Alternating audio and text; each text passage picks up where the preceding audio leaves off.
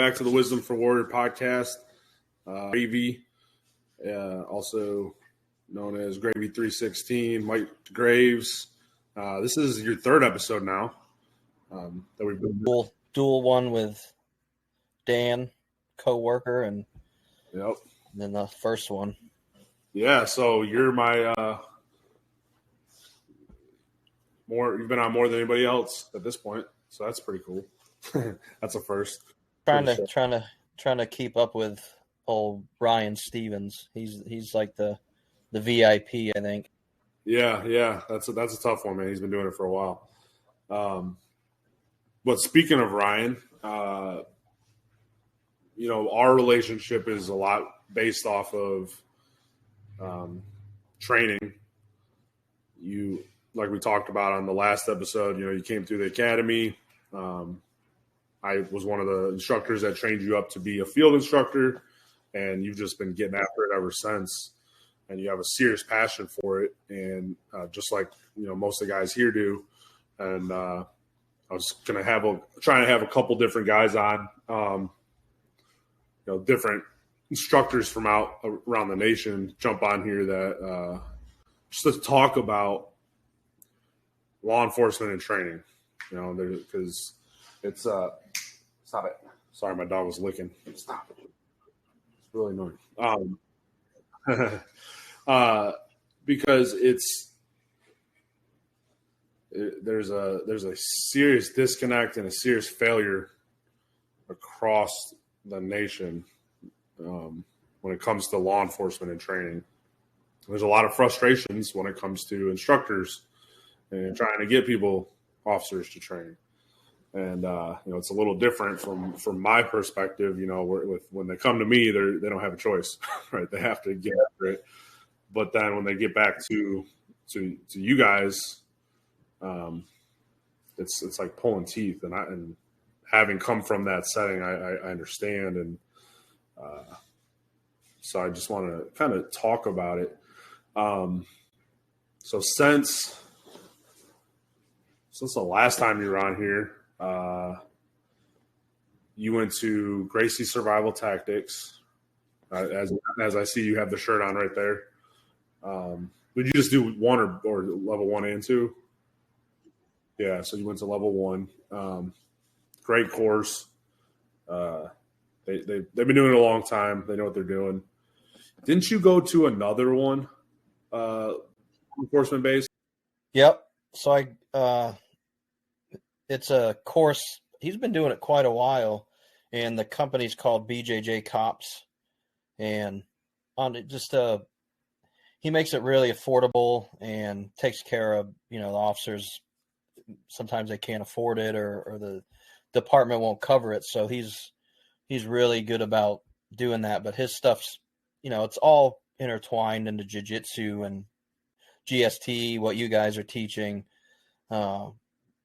It's all jiu-jitsu, whether you call it Gracie or whatever it is. It's, there's no better defense or even offense when you have to than it. So, the Gracies have kind of put the mark on it, and,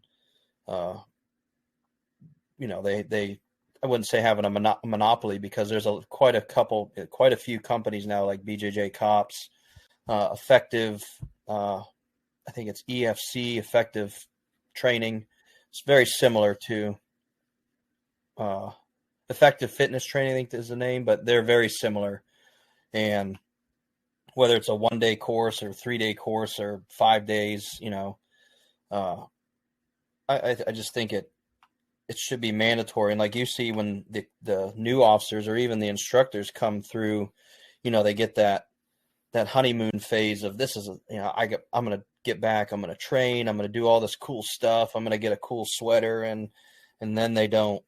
Then they get back in the routine, and it's too early and it's too late, and in just now thinking about it, right, it just made me think of active duty. If you come out of basic training going active duty, or if you go to the reserves of the guard, right? If you go to the reserves of the guard, you're like, oh yeah, like I'm gonna go be a warrior, and then it's like, oh, you go back to the couch, you know, and then It's like really that's perfect. Yeah, right. Like Yeah. just now in that moment, I thought about it because when you're around a bunch of guys, you know, and you're all suffering together, there's something about it, right? Whether it's in the military, or it's at an academy, at a a seminar, whatever it is, when you're because Proverbs 27:17, iron sharpens iron, right? When you're around others that are suffering and building and going through all the things together, you know, it's easy to be motivated, but then when you go back to your normalcy, sometimes it's hard to keep that motivation or that drive, and that's a big part of it. That's that is a struggle. I think motivation is contagious. So, Yeah, when you guys are, especially if you're around a bunch of alphas, you're trying to, you know, trying to be that top dog. And so that motivation and all that pushes you. But like, all the Jockos of the world and all that, that fades away when things get harder or whatever. And you got to rely on discipline and the foundation's not there. Like I literally changed my work schedule so that I could start training jiu-jitsu in the morning so I could, get that out of the way and get it done. So I make sure that it happens. That way I can do other training in the evening. But the jiu-jitsu is priority right now. I'm competing actually Saturday. are you? Haven't told anyone, but Oh, surprise! yeah. So which thing are you doing? it's called Freestyle Grapplers. Just kind of not a huge venue, I guess, but I don't even have anyone in my weight class currently or anything. So it's going to be, so I'm down, believe it or not, I'm right around 185, 86. I've lost quite a bit of weight. You okay? Is everything all right? Yeah. So I've been dealing, it's true. I mean, that's the reason I'm losing the weight. Um, I dealt with alcoholism and addiction and that kind of stuff. Well, I didn't really understand that I had a food addiction, and I do have a food addiction. And I used to make fun of people, that have that issue, but it's real. Like it's a real issue. So there's peptides and certain things that you can be on that help not only with weight loss, but it helps with the addiction. And so it's really been helping me in that world. So it's that could be a whole nother podcast right there. But yeah, I mean, I feel so much better. And you do start doing good in one area and then another area suffers. Like sleep has been up and down. So, but that's where that discipline of training and everything comes in. I'm going to be up tomorrow at 4:00, regardless if I don't sleep at all. Cause I told the instructor I'd be there. That's a big part of it too.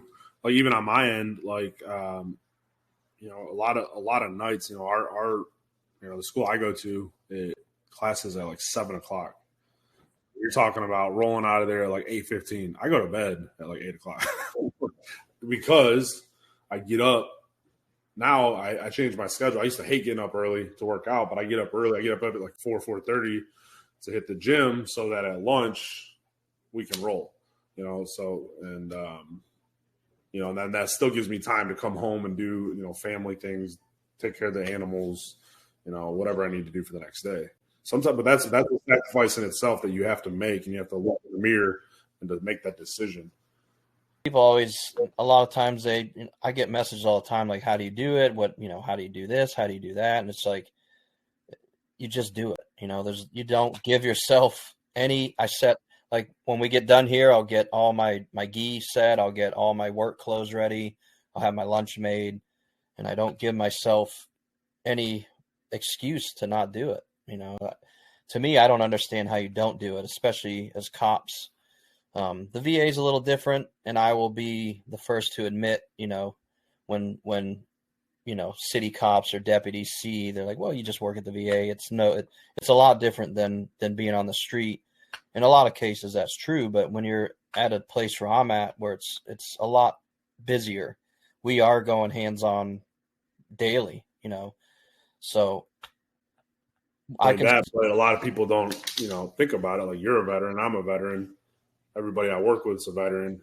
Like if your only training is what we teach you at the academy level, like if you come up against someone like me, you're gonna get hurt. I'm not saying that to be arrogant, but it's just a fact. And I said it today. Like I did some stand up and got whooped pretty good. Like because that's not my I'm not that good at it. I'm working on it. That's a goal this year to do more of it. But like I work with some, that I work with some gangsters that like in a real world altercation, I'm trying to get as far away from them as I can so I can shoot them, and hopefully they don't have a gun because they're a better shot than me. Like what I'm saying, like but That's the mentality to have. Like, I got asked yesterday at GDR. It was a new officer. He's like, so if I come up against somebody like you, I can just expect to lose, right? Like, there's nothing I could do to you to defeat you. And I'm like, right now, no, but you could train, and you could train once a week, and we have how many officers? 60, 70, I don't know. 3 of us train. And that just blows my mind. Like, I can get you free training. If you're a veteran, we can get you on board with, Weedify. We can do Adopt a Cop. They're working to get, a federal kind of thing going, but most gyms will hook you up, Yeah, yeah, and even I'm wearing my Weedify shirt right now.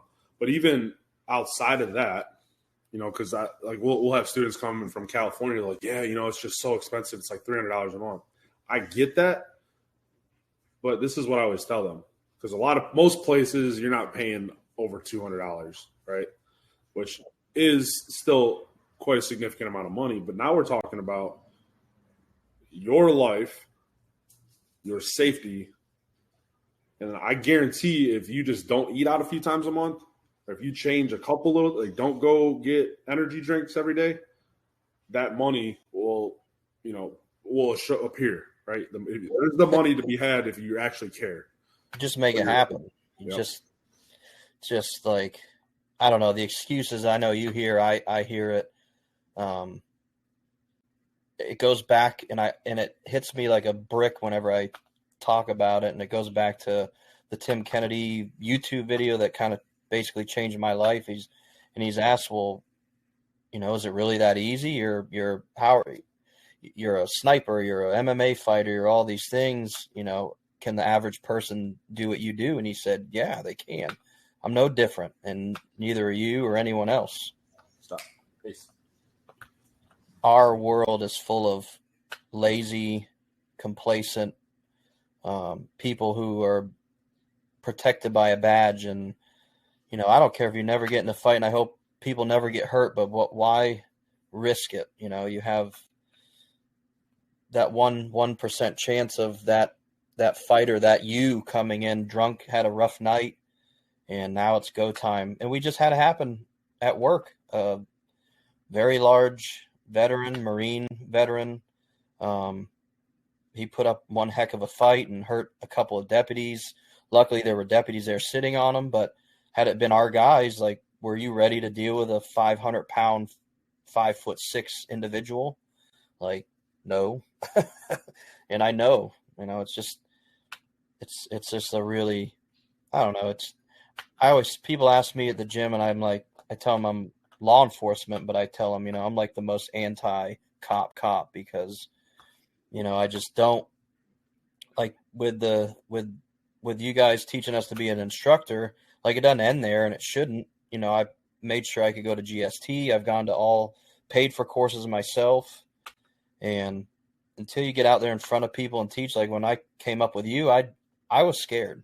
And I don't know if you knew that or could tell, but I didn't even get up there to teach because I was so nervous, But now I feel very comfortable getting out there and teaching people. And if I screw up, they don't know because they've never done it before, but you gotta study, like, but you study the night before, I watch the videos and the videos you guys sent, and, you just, and that's the same as being a cop. Like, you should be reading statutes. You should be exercising. You should try to eat better. Like, those are all free things that you can do. It doesn't cost anything to read, a statute book. It doesn't cost anything to look up a better diet and, go work out $10 a month at Crunch, fitness. I think a lot of it ultimately boils down to ego. Once you get the badge, you think you're big, tough individual, and I can relate to that. I think of myself when I joined the Army, got out of basic training, and I thought I was a killing machine. I wasn't shit. If I could go back and slap the crap out of myself when I was that age, because thinking I was bad, trying to be tough and bars and stuff. Like, I'm lucky I didn't get my butt whooped by somebody, because I was probably bucking up to people that actually trained and stuff like that. I just have the humility and the discipline not to respond. But you have to do something when you're a cop. You were talking about us training you to be instructors. I've been calling instructors out, and when I do the instructor courses now, in the research, I tell them, like, if you're not training as an instructor, you're a fraud. Because how do you expect me to get training from you, and you don't even know how to to get out of a closed guard or to re-guard or just fill in the blank, right? How you're supposed to be able to give me something more, and if you can't even do that, you're a fraud. And you guys make it easy, just like the Gracies. They give you all the material in video form. All you have to do is study it and watch it, practice it. We're on videos right now too. I know we have some out there. I've seen them out there, and I got the go ahead to hopefully next week try and film some more. They're in what I'll give you guys props or feedback. There's no talking, or the ones I saw, there was no, speaking or anything. It was just the very basic move, and the way that you guys did it was like anybody could watch that and then teach it, or they should. So replicate it, right? Understand it, yeah. Yeah, because a lot of basic officers that aren't planning to come back for instructor or whatever, they're like, oh, where can I, if I want to practice this stuff? I'm like, well, one, go find a local dojo, but also, until here recently, we didn't have the videos out there, but at least they see them, maybe during, guard mount or whatever, like, hey guys, if you get a minute tonight, watch this video, just to kind of keep that process going through your brain, at the very least, right? But yeah, we're hopefully coming out with some more videos here soon. And like I said, man, if I used to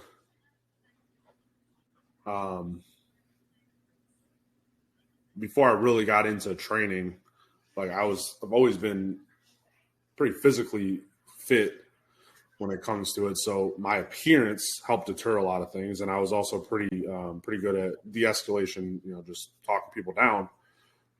I was also overly confident that because of my physical strength that I'd be able to handle a situation, right? And that's not always the case either, because if again, you come upon anybody that trains even a little bit, that physical strength can go, make you feel a lot weaker really fast. And, well, even having that strength,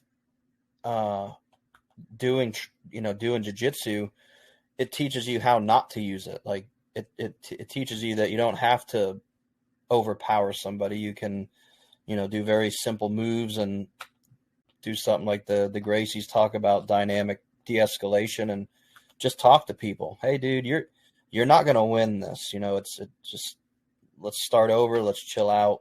And when you talk, instead of screaming at them and yelling and doing all that, it's having the confidence. Yeah, absolutely. And I'm going to pull up this study that I always reference to. We'll talk about it here a little bit later, but they did a whole study. I'll see if I can find it, but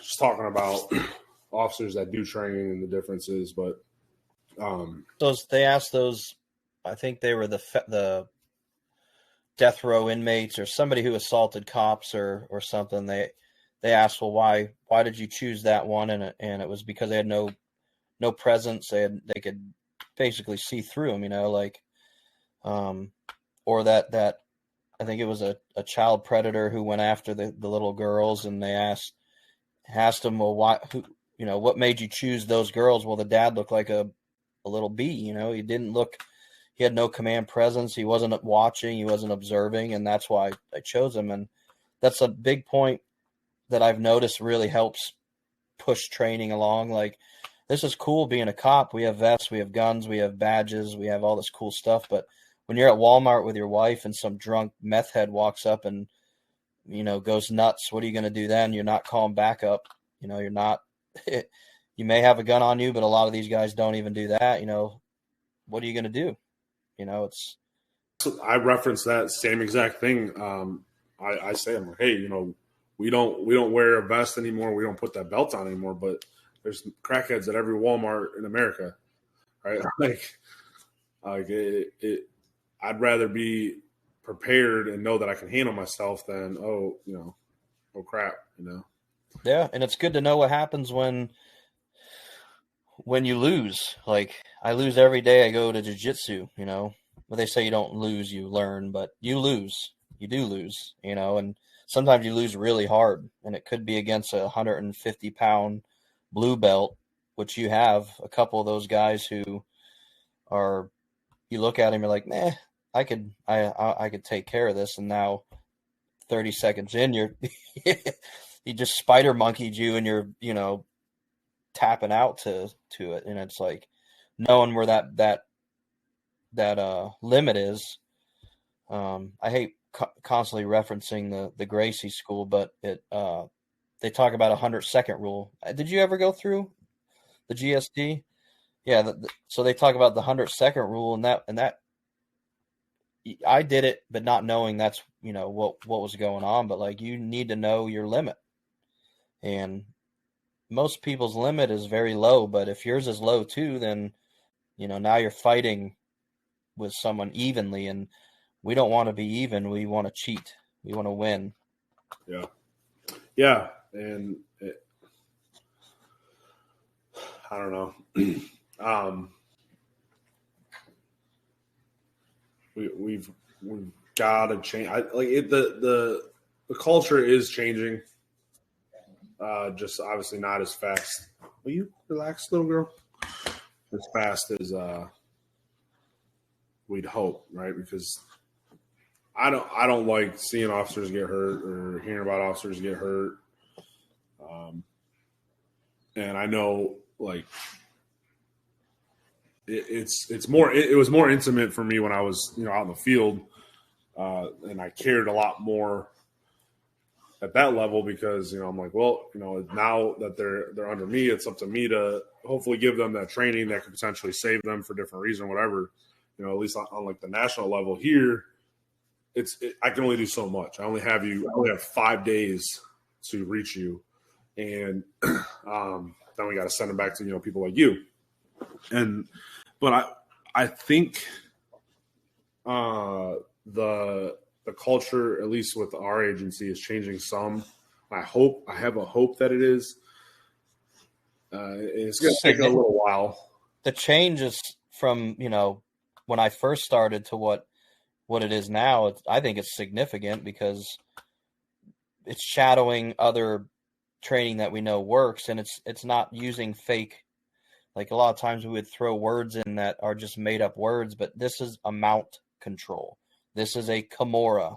This Kimura lock can help you in so many different things, but we're going to rename it to like a wristwatch check or something. Like, just call it what it is, and it helps people understand it better. And now, like, the whole GDR program and a lot of programs, there's one around here that Clearwater Police Department, they are very pro. They have their own mat room, they have their own training facility for jiu-jitsu, and like, that should be mandatory everywhere. It should be mandatory with us, and it should be a federal mandate that officers put in so many hours a month In training, it should be once a week. You can do once a week. Yeah. Yeah, we're talking about an hour. I guarantee I could find an hour in your day, in your week, especially, that you could. Don't watch that extra episode of fill in the blank, right? But yeah, with the new program and the way it's designed, because we're not doing PT unfortunately with them anymore, but we have 5 days straight with them where they're only interacting with our instructors, and they're not like going from I know in previous, like they would be with us and then their last class of the day would be sitting in front of a PowerPoint. Like ain't nobody want to sit in front of a PowerPoint after just doing 8 hours of grappling. But we've seen a lot of positive, I think, feedback. This is actually only going to be my second class this year because I was in Orlando for the last one. But like a lot more people by the end of it, at least for the first one that I saw, and hopefully for this one too, were like, man, I got to make some changes. Like I gotta get in the gym. I got to do this. Probably, yeah. So probably, I would say probably double what it was like before, where we had 2 days a week for 3 weeks instead of 5 days in a row like we do now.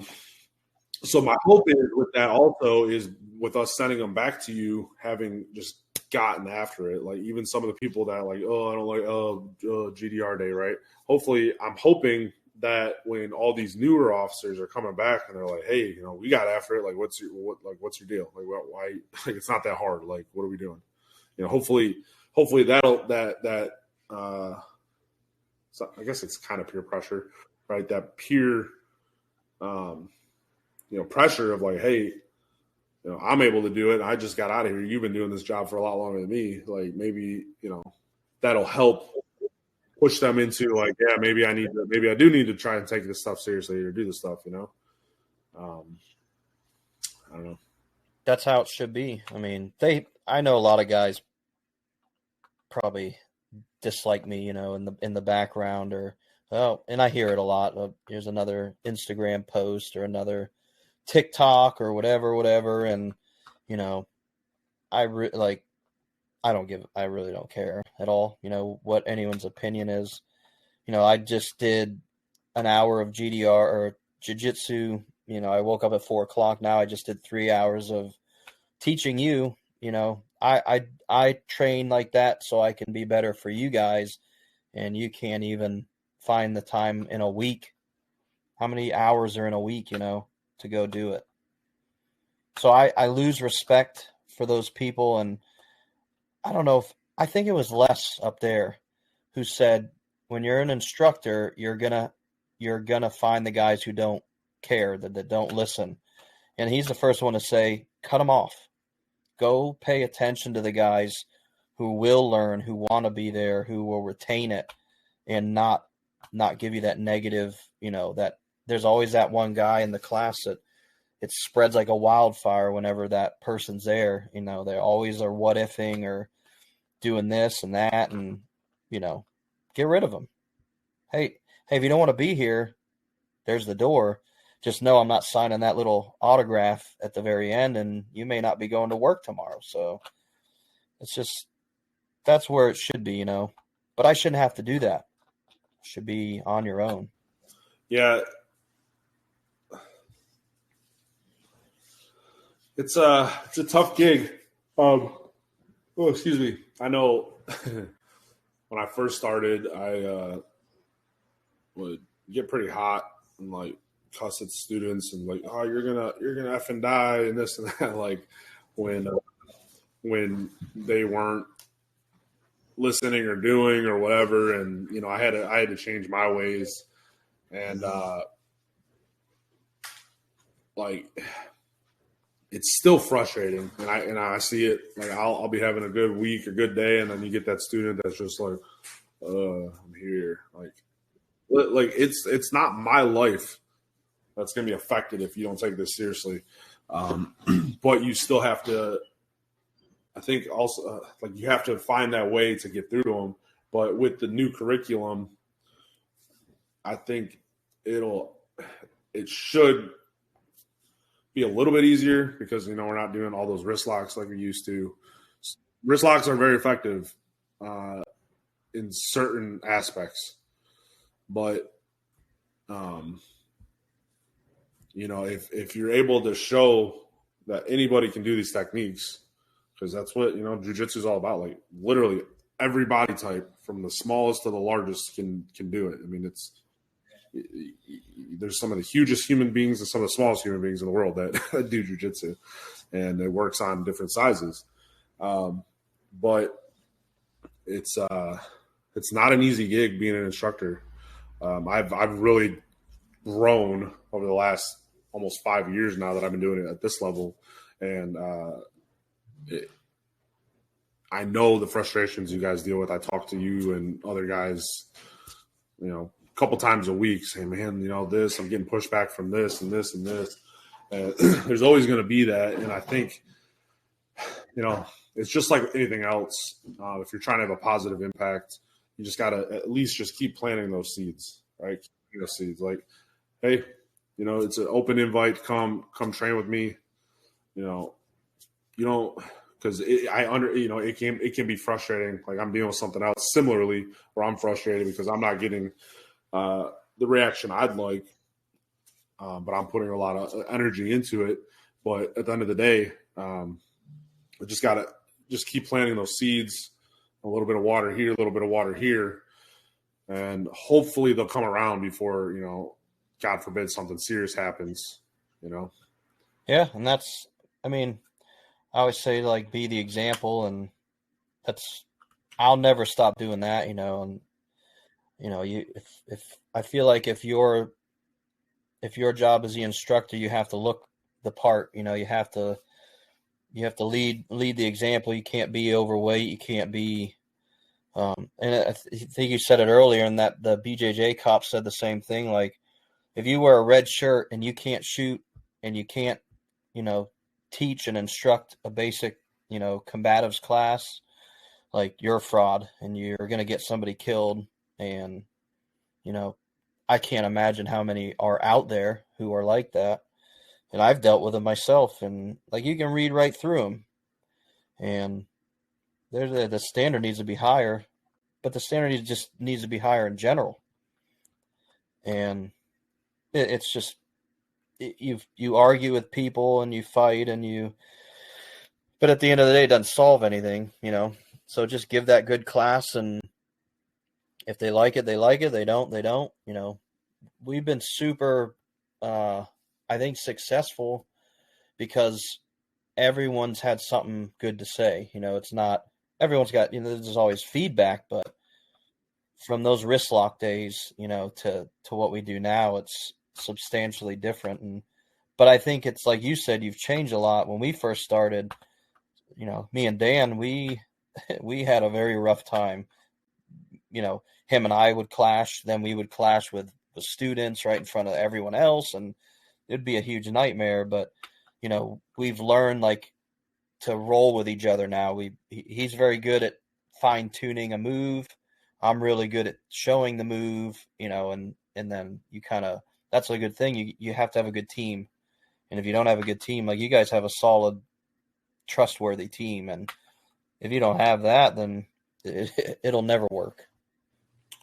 Yeah, it's definitely interesting. And I've done it at your level, and I've had pushback and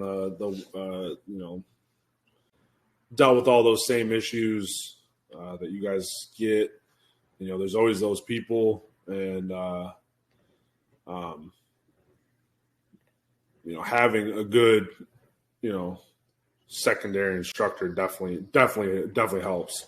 And that's why, like, hopefully, again, because we challenge these guys, like, when they leave or come, like, hey, again, if you're not training, you're a fraud. Go out there, get some kind of training, do something outside of what you're here to instruct, right? Because if your only training is every 3 years when you come for a recert, what are we talking about? That's and it's so bad. And I've been saying it to students and stuff, like trying to be a little more passionate, like give a passionate, like kind of scary thing, right? Like I'm like, there are people that are not breathing today because police officers are afraid to put their hands on somebody, and results into an escalation of force, which turns into a deadly force. Either they kill the suspect or they get themselves killed because they're afraid to use their hands, and that comes back down to not training. And to me, it's like so simple. I don't know. I just can't. Like, it's very hard to explain to people. Like, and I know they may listen to this, and I don't know. They know how I feel, but this is just in general. But even as a man, like another off the police side of it, but as a man, you do the men's alliance thing. I will be doing that. I will be getting that rocking. I'm definitely going to do it. Just crazy, but excuses, right? But it's true. But it's being a man. Like, my kids might hate working out. They might hate fitness and everything else, but at least I know that I'm showing them the right way. I don't drink alcohol. I don't do drugs. I don't do, that stuff. And that should be the same as an instructor or a law enforcement officer or whatever. Like, you should be the example. If you're 400 pounds and not muscle, like, there's a huge problem there, very huge, literally. And I'm not shaming anybody. Yeah. But you can look in the mirror and know it's true. Yeah. At no point should you be more of a liability than somebody that's going to help, be helpful in a situation. I during COVID, I was drinking entirely too much, because I was working a ton of overtime because it was easy overtime because the hospital was empty. It wasn't hard or anything, but I was drinking a lot. Obviously wasn't working out a lot, and gained that COVID-15 or whatever. And then I was like, man, I'm when I got down here and started being around other guys and getting back into training, like it took me a minute to get right, but I think about like some of the police officers when I was younger that I looked up to and stuff, and well, you didn't see it back then. Like, you didn't see those out of shape cops back in the day. Like, you think of Ponch and those guys from Chips and Magnum PI and all these, like, I mean, that was the life. Like, down here we have the sheriffs, and they were called the Star Men. And even when I was growing up, like, they had that like ominous, like, you don't ever want to run into them kind of thing. Exactly. And like, they did that without even touching you or saying anything. They had command presence at all times. And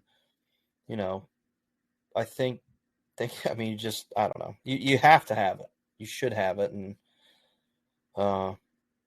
it's a superpower in of itself. They say jiu-jitsu is, but so is just being confidence. But you're not going to get confidence if you don't get tested. Yeah. And that's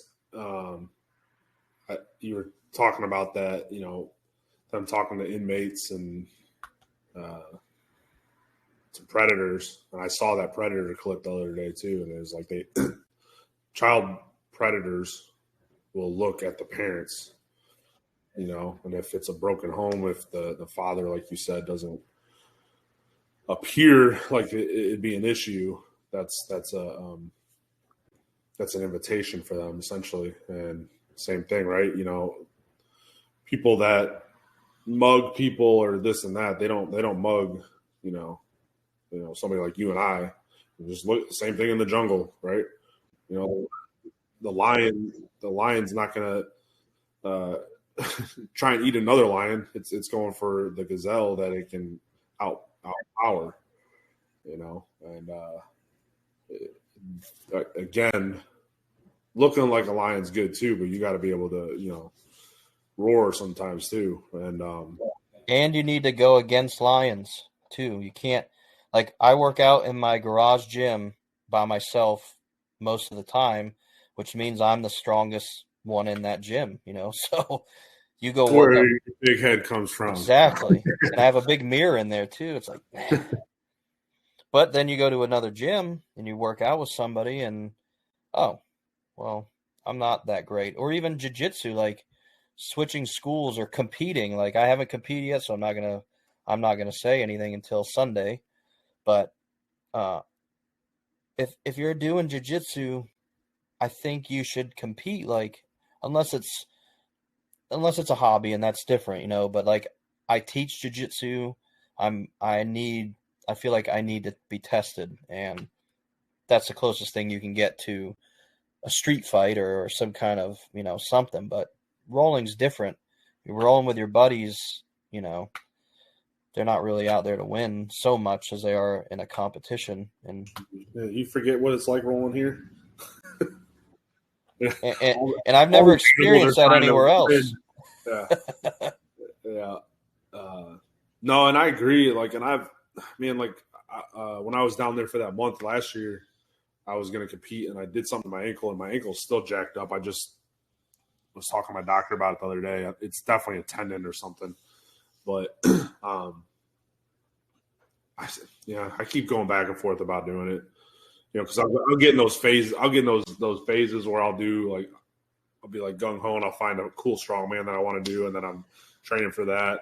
And then like jiu-jitsu fades into the back. I'll do it periodically, but it fades back. So I can focus on the other competition. But I do need to just to get it out there, like you said, and just see what happens. And stop making excuses myself. It's because everybody I work with or roll with, most of them have competed or talk about it, and it should. There was a cops versus firemen competition recently down here. Adopt a Cop is, I don't know if where they're at with it, but they're trying to do some kind of similar, like major police competition. So it's only law enforcement that are in it. And then, but I think that's healthy. Like now you're getting all the big dogs from everywhere, showing that they're out there training, their trainer, their instructors, their cops. Like there's just no excuse, really. Like I'm training jiu-jitsu, I'm doing a firearms competition, and then you're instructing and doing your regular job, and I'm exhausted and I probably look terrible. I feel terrible, but it's better than feeling dead or whatever. That's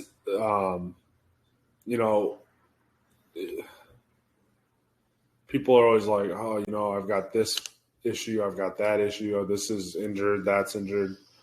I get it. I'm a disabled veteran. I've got a bunch of different things that are going wrong. Something's been going on with my lower back the last month, to where like it literally takes me a minute to get up and moving, and like kind of bothers me throughout the day. So I'm a little concerned about that, but it's not going to stop me. Like, I'm going to keep going. I keep getting up. Today was my off day in the gym, but I rolled at lunch. Tomorrow I'm going to get up and I'm going to go work out at 4:30 in the morning. I'm going to text you because that's when I'm up. Yeah. Different time zones. Don't forget that. Oh, that's right. You're ahead an hour behind. 9. Yeah, so 4:30 your time is 3:30 here. Don't do that. I won't do that. I'll wait till I'm done. Yeah. So, I'm going to get up and keep going because,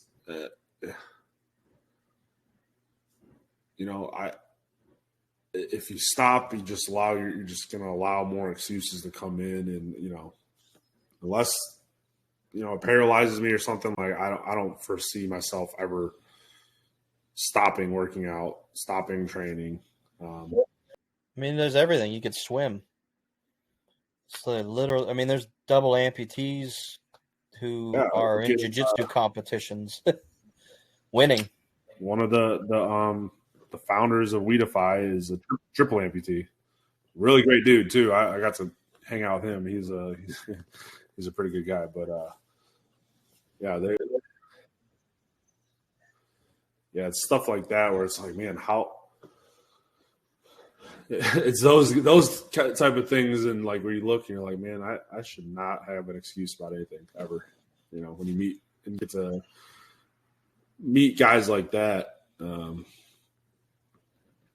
it's crazy. But so I think I pulled this up. Let's see if I can share it. Little screen share here to talk about the. Oh yeah, it's got some of the. Let's see if this works. I've never done this before. Yeah, right here. Can you see that? Okay. Look at me. Yeah. So right. So look right here. So Marietta PD has been participating in BJJ training. As compared to their co-workers electing not to participate, had the following statistics in 2020. COVID year too, by the way. 48% reduction of injuries to officers using force, 53% reduction of injuries to the person being arrested when force required, 23% reduction of use of taser. Like, that's significant numbers. The 53% is unreal. Yeah, that is significant numbers, and it won't let me scroll. But it also, I know it talked about, obviously with all that is they like the lawsuits gone down, everything else, like just all these great things, these great outcomes, and it's all. I think they make it. I thought they made it mandatory up to a blue belt. I'd have to look back, but either way, like that is significant. Those numbers, right? And like you said earlier, it's because jiu-jitsu is a superpower, right? If I'm confident putting my hands on you, I don't have to disrespect you and be a jerk because I'm afraid. Because I think I need to be that big loud voice to get you to do what I want instead of like, hey man, check it out. Let's do this. Or I'm just going to tie you up in a pretzel anyways, and you're going to do what I want you to do anyways, that is a superpower. Mm-hmm. So it's So all agencies and always an admin are always looking at for statistics and numbers, and like if that doesn't say something, I mean, yeah, what else do you want? yeah. It's pretty astonishing, and it's becoming more. At least for our agency, we've been doing ground stuff. I mean, I've been with the VA since 2016. Yes, almost 9 years. Like next month will be 9 years. So and we've been doing ground stuff even before that. And a lot of agencies, I remember back in Michigan, I would go to different, local trainings, seminars and whatnot. Hey, do you guys do any ground training? No, not since the academy, or no, never, because it's always been, don't go to the ground, don't go to the ground. Statistically, there's a high percentage that a fight's going to go to the ground, whether it's law enforcement or just fighting on the streets. That's just gravity. Gravity's is a powerful force, and you get people off balance, and it's going to win. And being comfortable down there is a different ballgame. It's a different type of cardio. It's very. It can be very demeaning, demoralizing. Well, not demeaning, but demoralizing and uncomfortable, and even scary at first. At least, if you end up on your back or even on your stomach, you get a grown man or woman. There's some women out there with some stupid pressure. They put that pressure on you, and that's that. Oh crap! Like, I don't like this. Ironically, I did that to one of the guys I was rolling with today. He's a big old boy, and I didn't realize that at the time. But he told me afterwards. He's like, I almost panicked. He's like, you got your hooks in, and you were giving me that top pressure. And he's like, and you did it. He's like, you really put that pressure on me right as I was taking a breath in, so I couldn't even get my lung capacity back. He's like, I don't want to tap the pressure, but he's like, I was starting to panic, and I was like, yeah. But yeah, exactly. Like I've gotten so comfortable down there by being under people like Ryan and Rich and some of these other savages I train with, that when an average person gets on top of me, it's just like, okay, like good luck. It's not gonna bother me. Like you can put your knee on belly, you can, it's just not gonna bother me. And I've gotten very comfortable with that. And I think it's really helped me grow in that sense. Because also on the flip side of that, when I first started training down here, I was training with a buddy, Nick Rodriguez. He's a North Little Rock officer, and he's a blue belt, and he probably at the time was probably like 20, 30 pounds lighter than me, and he got top pressure on me, and I was like pretty much just getting into jiu-jitsu again, and in general. And he got this top pressure, and I tapped. He's like, "Why'd you tap?" I was like, "Because I was starting to go into the black, and I was going to start doing some not nice things to you, like start hitting pressure points and nerve motor points or whatever." And but I've gotten super comfortable now, yeah. Because if you've never been there, you don't know how you're going to react. I always showed the top mount. That's why I thought of teaching the top mount. Was great because I got the biggest guy in the room, and I let him bench press me and throw me off. And then I hook him, and there's nothing, it doesn't matter how strong you are. It's literally impossible to get somebody with good hooks and a neck hug. There's nothing you can do. It's amazing.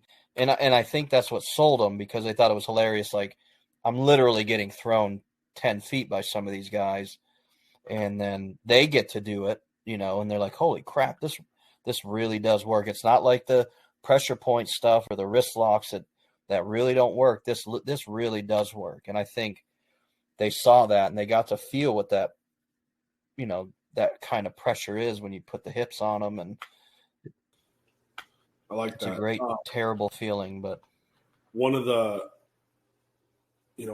common untrained in jiu-jitsu / untrained individuals say, right, is, "Oh, I'll just punch him." yeah, good. Did Alan say? I'm sure he probably did, because you had Alan, right? Alan Megan. Yeah, so he probably told you the same story, but somebody in my class when I went through it brought that up, and he's like, okay, let's talk about that. He's like, I actually just said this story today, because we did active countermeasures. And I was like, hey, he's like, hey, what is a high percentage of a successful hit for a striker? Like, say a Floyd Mayweather. And people are like, I'm like, I don't even know. Like, I don't know statistics. I don't care. Yeah, they're like 30%. And they're like, yeah, exactly. Okay, good. And he's like, all right, what about who's my baseball fans? He's like, what's a good batting average? And they're like, oh, like 300. He's like, yeah. So another 30%. So we're talking about people that are paid millions of dollars to hit things and only successfully do it 30% of the time. But you, Joe Blow officer or Joe Blow individual, I don't care in any sense, Joe Blow individual that probably hasn't thrown hands or hit a punch bag or anything, and however long, or if ever, you're going to successfully knock somebody out in one punch? Probably not, dog. Then add to that, right? I don't remember if he said this part, but I say this, like, okay, what if you miss and you punch that cinder block wall behind them with your weapon hand, and then they draw out a knife? Then what are you going to do? You're going to draw your gun out with your crippled hand? Maybe, but that's not a risk I'm willing to take. And when Alan said that said that story, because like I like throwing elbows and knees, but like that made me even more weary about throwing punches because my stand up is small, but I was like, oh, like that's like serious, scary stuff right there, man. And that's what he did say that. He said that same thing came up, and he talked about, well, if you were on top, say, and you're fighting a guy on the bottom, like you throw a punch, like you said, and you miss. What happens when you miss? Now your gun hand, you're gonna throw with your right hand. You're gonna miss, break your hand. Why do that? Your backup's 2 minutes, 3 minutes away. Hook them and take a break. Yeah, that's it. It's so easy. That is so easy. And I roll with purple belts, black belts. Like I'm still a white belt, actually, by the way, working on it, but I am not losing. You know what I mean? Like if I need to survive, I can pull guard, I can, get the side control and stay there and survive, for a few minutes. And that's the goal. What officer, and that is the argument. Well, I'll just punch him. I'll hit him with my baton. I'll do all these things. But what if it's you?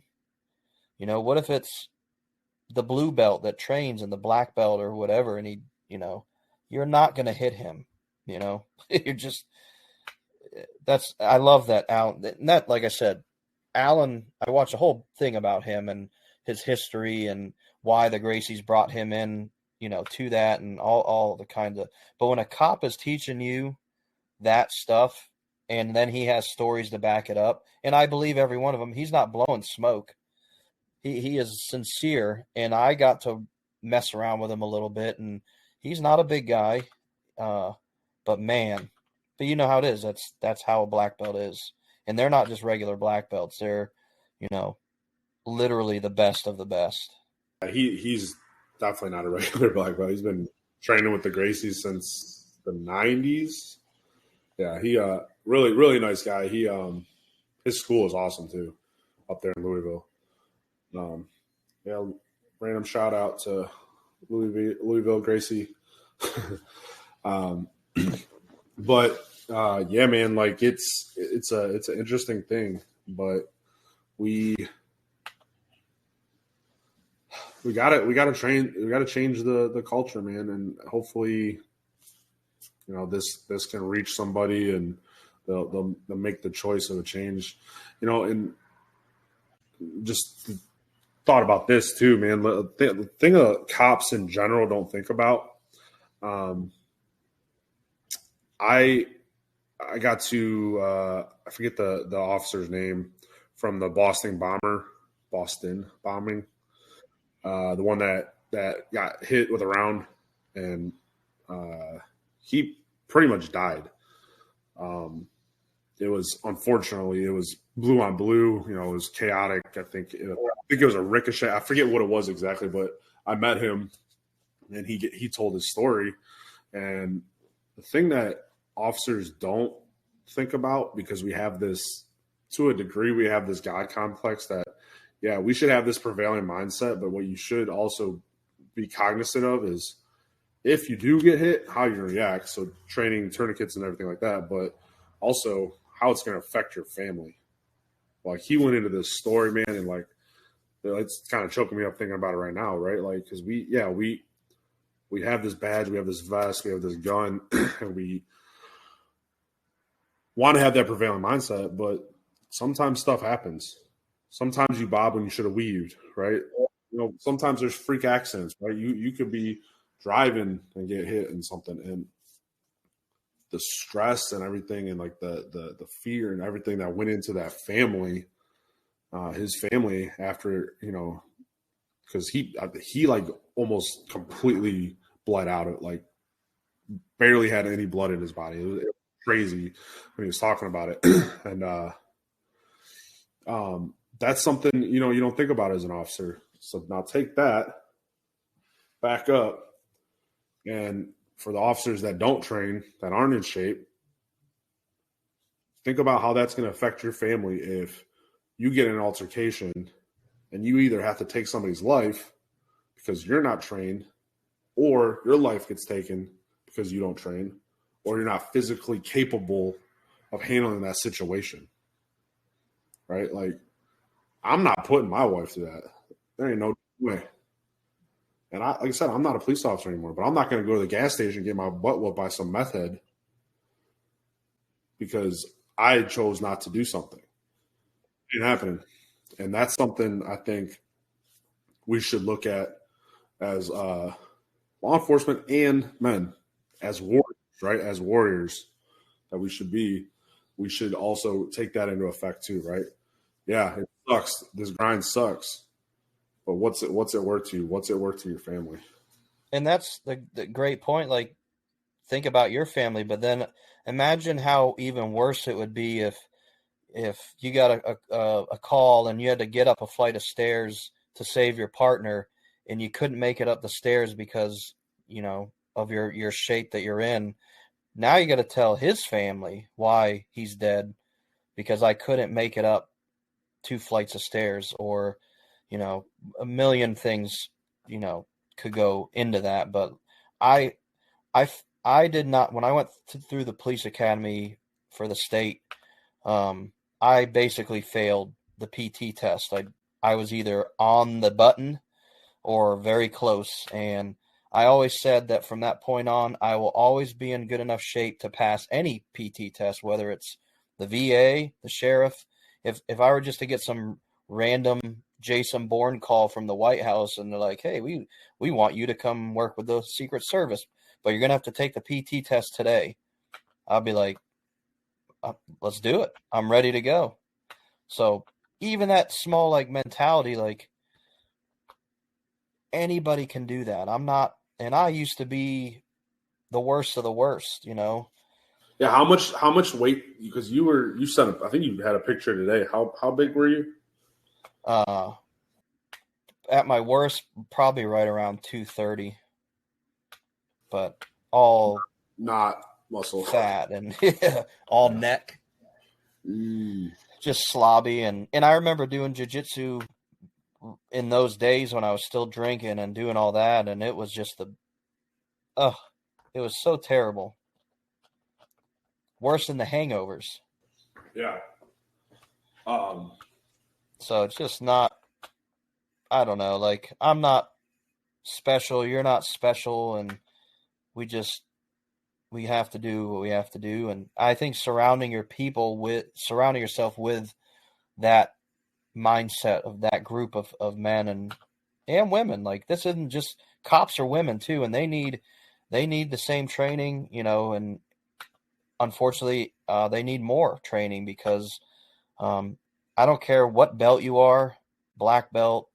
I'm not going to say that out loud in case I get someone calls me out, but it's very rare that even a higher belt female, if I were to go, 100%, it's very difficult for a smaller female. I mean, there's a lot of self-defense classes out there that I think teach false hope, and I think even combatives and GDR, combatives training in police teaches false hope.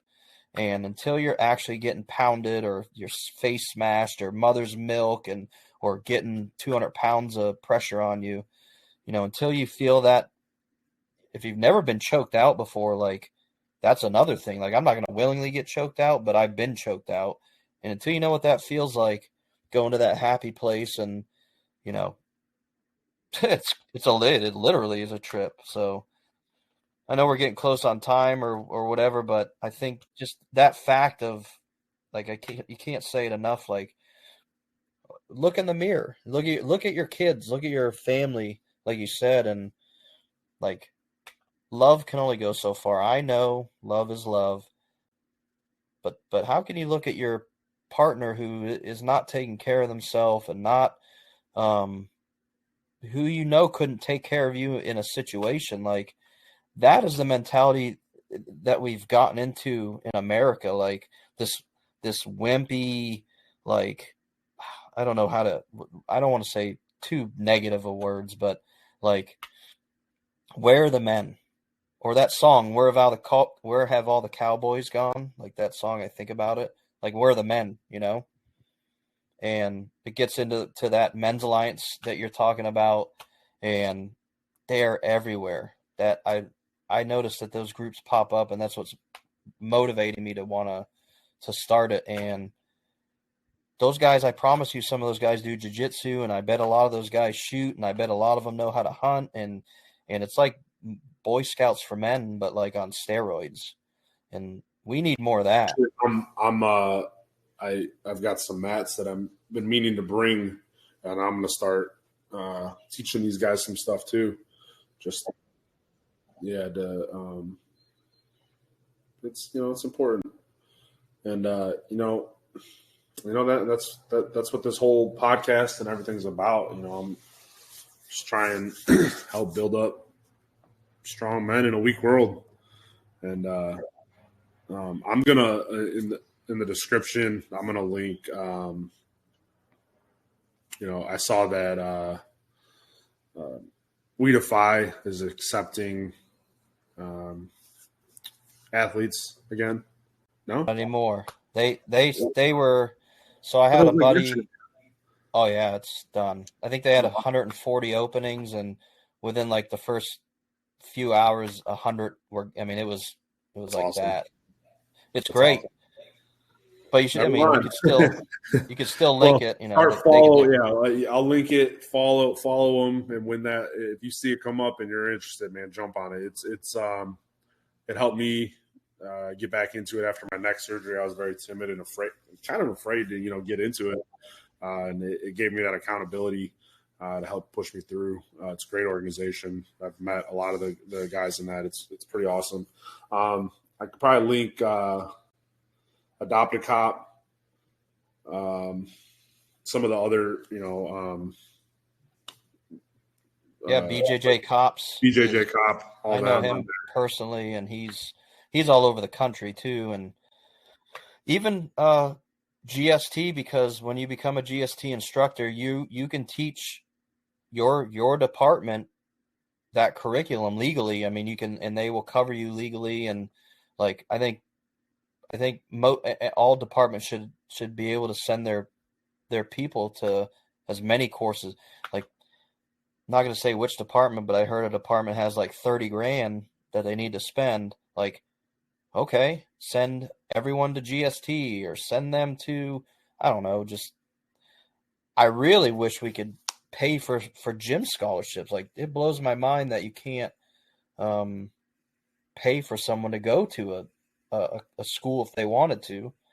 But that's something that can be pushed, Congress-wise and higher up. But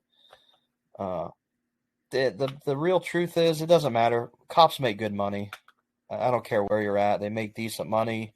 And a lot of cops smoke. A lot of cops drink. They eat like crap. Like, pick one of those things and cut it out and go to the gym. Yep. And I mean,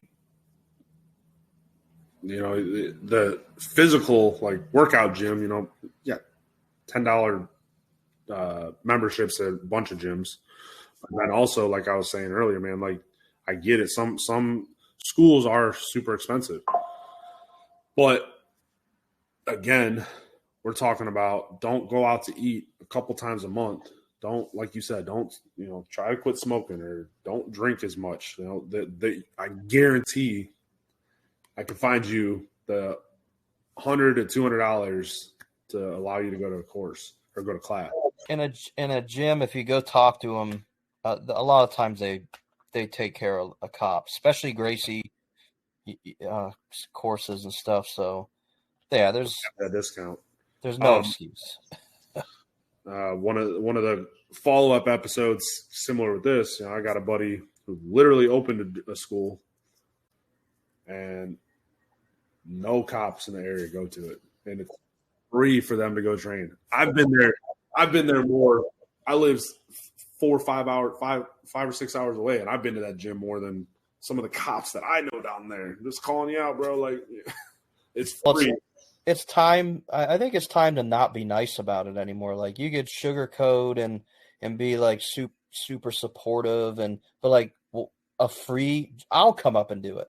You know what I mean? Like, that's insane. I wish you would call out that city and be like, what is up with, but I'm sure that they know. When I get on an episode with him, I will, because it's crazy.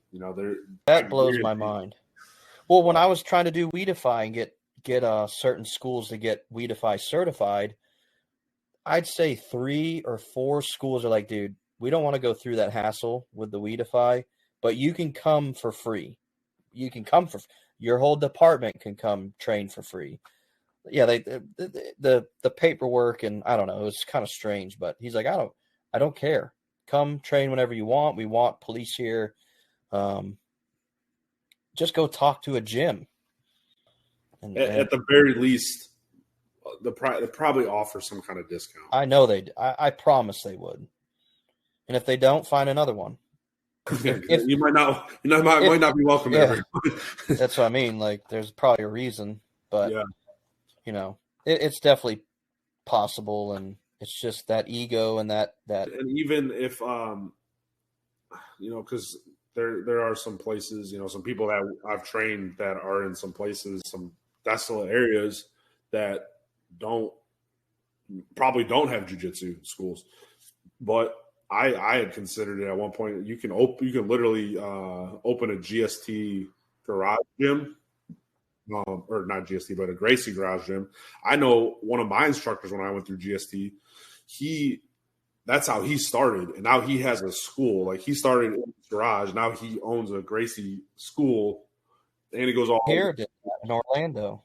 Yeah, and you could just go on the university and become a white belt and a combatives belt, and like you can go through all the videos and those guys. I don't care what your opinion of the Gracies or whatever is, but they are literally the best instructors. I mean, they are just the way that they speak, and they're subject matter experts. It's amazing. Like, and that's not very expensive. The university online is not. So there's literally no excuse. Like, we just shot down all of your excuses. So you can come at me with another one. Hey, wife, we're gonna do this. We're gonna train each other. What are you talking about? We pay for the subscription. Now I got this video so we can train. Yeah, it might fix your relationship all at the same time, or make it worse. When my wife and I train, you can actually, this picture right here. We love when we get to train together, but just for the viewers, this picture was at our wedding ceremony. There was a big storm that came through, kind of ruined it a little bit. There's this pond right here. There was a double rainbow. That's what we were out there for the picture for. But this pond, we were out there, and I was like, "Hey, babe," I'm like, "Are you ready?" And she's like, "For what?" I said, "I'm going to double leg you into this water." She's like, "Do it." So I did. Well, that water was freaking cold, right? And as soon as I touched it, I was like, "I'm done." And I went to get up, and she wrapped me up, got me in a rear naked choke. And it was funny because a lot of our guests there were in the jiu-jitsu world.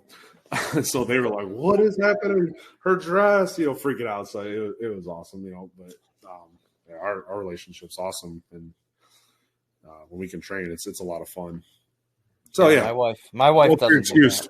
What's your excuse? Yeah. Oh, okay. But my son does. I could choke him out anytime, but yeah. And honestly, there's these cool things on Amazon. They're dummies. And you can train with these dummies. So I have one. If you need one, I'll send it to you for free. We've got one at the academy. Grant's got a couple at his school. Like if you're injured and you just want to kind of play around with the dummy, you can play around with the dummy. There's a guy out there that does it to his dog. That's kind of funny. Yeah. So it's a lifestyle, but you also, as law enforcement, you chose that career path. Nobody made you do it, and it's a huge failure on your part if you're not making yourself better, making yourself safer. So if you're hearing this, if you check this out, man, like you can reach out to one of us. If you need some advice, somewhere to look, I'll Google it for you for your area. I'll tell you if I know of a gym in that area. And same with Gravy here. He's down in Florida. When I travel, I like to pop into different gyms, usually Weedify gyms, just to train. And most of them are Leo affiliated as well. So you should really get out there, get outside your comfort zone, because it's better to learn under a controlled situation in a dojo than it is to learn that you can't fight on the ground in a real altercation. That freaks me out, and I train like I'm I hear we say this saying a lot, but see if I can't screw it up. The body won't go where the mind has never been. So if you've never been in that world, I don't care who you are, or, it's just, unless you're some natural, backwoods animal, like in my head, I'm trying to think of things to say, like, to convince people, but the uniform should be enough, and your family should be enough to do that. Yep. Family, and families, your partners, your brothers, your sisters, people you work with, and you're doing it for their families too. So it's like that alone, that should be on a t-shirt. Another thing that, yeah, absolutely, like you said, one of the things I used to say was, and I learned this from one of my favorite human beings in the world. You know Wolf, right? Dude, I love that guy. So much. He's my spirit animal. No, he's an awesome individual. But he used to say to guys, like, if you in your current physical state are in a fight for your life and you're about to either pass out, bleed out, whatever the case is, and you had a clone, another version of you that has having to run to your aid, are you comfortable and confident that they're actually going to be a help instead of just being another liability in that situation? Like, I've had people like, yeah, that's me. I wouldn't be comfortable. I'm like, whoa, you don't have to self-identify. We already knew by looking I've been that way too. Like, Me like I said, too. during COVID, when I was, caught that COVID-19 and, all that extra weight, I was definitely would not have been as confident as I am now, or, so, man, at the end of the day, we're just super passionate about this. We genuinely care about y'all's safety. So if you are law enforcement, if you are a father, if you want to, feel safe or have more confidence, in everyday life and in your career field, and especially for, law enforcement and, military guys too, right? You got to get out there and just make yourself better.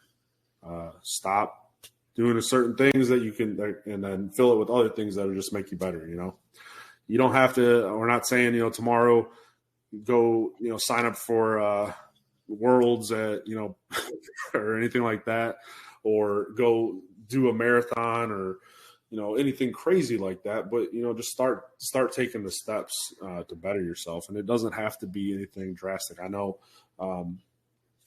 if you check out Gravy's videos, you're like, this dude's a freaking animal. Like, well, there goes, I'll never be that way. Well, he didn't start out that way. I guarantee you look back to where he was, was it 10 years ago, 10 years ago? Not the dude sitting there right now. Same thing with me, but it's just a constant grind that we have to better ourselves. So that's something, if we can do it, you can do it. We're not who we are today. We didn't wake up this way, and just, we weren't born this way, right? We've been through our trials and tribulations and everything. That said, man, what's your Instagram handle again? I don't want to mess it up. Gravy316_actual. So with the check mark, because there are like 30 fake ones that I found. Yeah, dang, you big time. You got fakers out there. So dumb. Go ahead and give him a follow. If you like what you see with this, go ahead and like the episode, share the episode, and that's the thing, right? Like, I don't have any ambition to be like a Jocko or anything where I'm, big like that. But if like I'm saying with planting the seeds, if this can help one person or can plant a seed that'll help, grow into something better, like that's what it's all about. And I do run into people And they're like, man, that really spoke to me. And this has made me better. I've changed X, Y, Z. And that's why I'm doing it, is because I'm trying to just, even on this small scale, to help somebody. And that's what it's all about. So that, man, I'm going to go ahead and pray this episode out. I appreciate you. Hopefully we can get together in the nearish future and get some rounds in. It's been a little while. Coming up there for inspector course. I don't remember. May or something. I don't know. I have to look. I think text me, because I got a couple things in May. I'll see if it would probably be the one. It could be December for all I know. I have no idea. when you figure it's it out, coming. Yes, it's happening. Yeah, when you figure it out, let me know. But with that, man, I'll go ahead and pray us out and wrap it up. Dear Heavenly Father, thank you for Mike here and his heart and his passion to just not only help and better himself, but also to help and better others. That's what it's all about. Proverbs 27:17, and I love that verse, and I love watching him grow and just his passion to help others. And I pray over him and his reach, and I just pray that this can reach somebody and just help them and just motivate them to do and make some changes. And I pray for his future Men's Alliance group, because that'll do some wonders within his community and the surrounding area and everything as well. And just pray all this in Jesus' name. Amen. All right, bro. Well, appreciate you. Don't completely X out.